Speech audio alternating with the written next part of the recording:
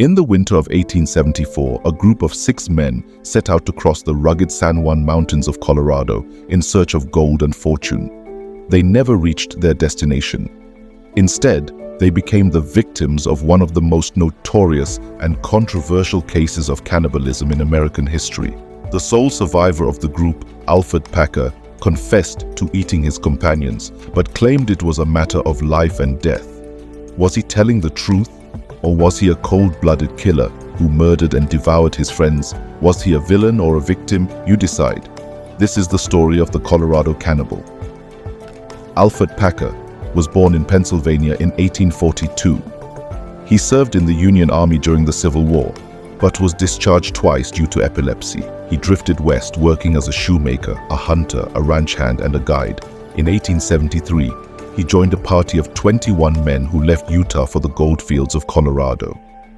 Along the way, they encountered a friendly Ute chief named Ouray, who warned them not to continue their journey in the harsh winter weather.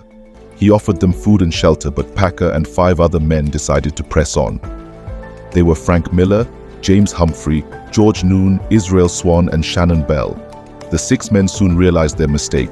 They lost their way in the snow-covered mountains and ran out of food and supplies.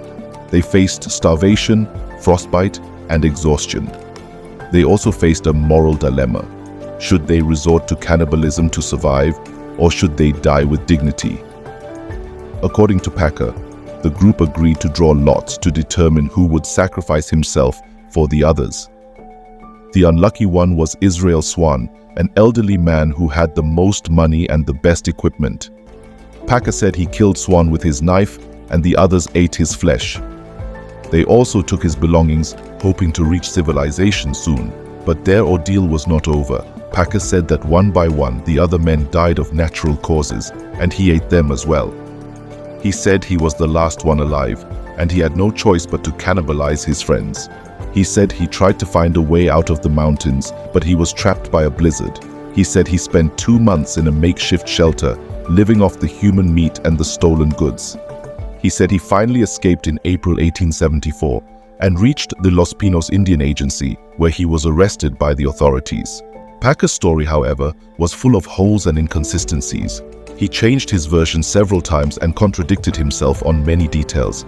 He also had an unusual amount of money and items that belonged to the other men. He aroused suspicion and hostility among the locals, who accused him of murder and robbery. He was interrogated by a reporter named Polly Pry, who exposed his lies and inconsistencies. He was also confronted by a search party, who found the remains of the 5 men at a single campsite, not scattered along the trail, as Packer had claimed. The evidence was shocking and gruesome. The bodies were mutilated and dismembered, with signs of violence and struggle.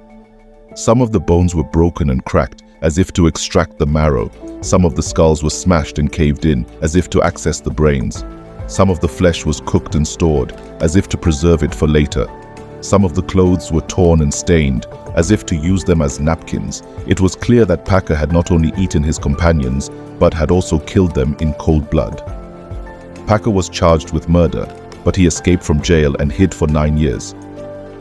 He was recaptured in 1883 and tried in Lake City, Colorado. He changed his story again and claimed that he was innocent. He said that the real killer was Shannon Bell, who had gone mad and attacked the others with a hatchet. He said that he shot Bell in self-defense and only ate the corpses to survive. He said that he was a victim, not a villain. The jury did not believe him. They found him guilty of premeditated murder and sentenced him to death by hanging. Packer appealed his conviction and won a retrial. He was found guilty again, but this time of voluntary manslaughter. He was sentenced to 40 years in prison, the longest sentence ever given in Colorado at the time. He spent 18 years behind bars before being paroled in 1901. He died in 1907, still maintaining his innocence. The Colorado Cannibal case remains one of the most fascinating and controversial cases in American history. It raises questions about the limits of human survival, the ethics of cannibalism, and the reliability of eyewitness testimony. It also challenges our perception of Packer, who was either a ruthless murderer or a desperate survivor. Was he a villain or a victim? You decide.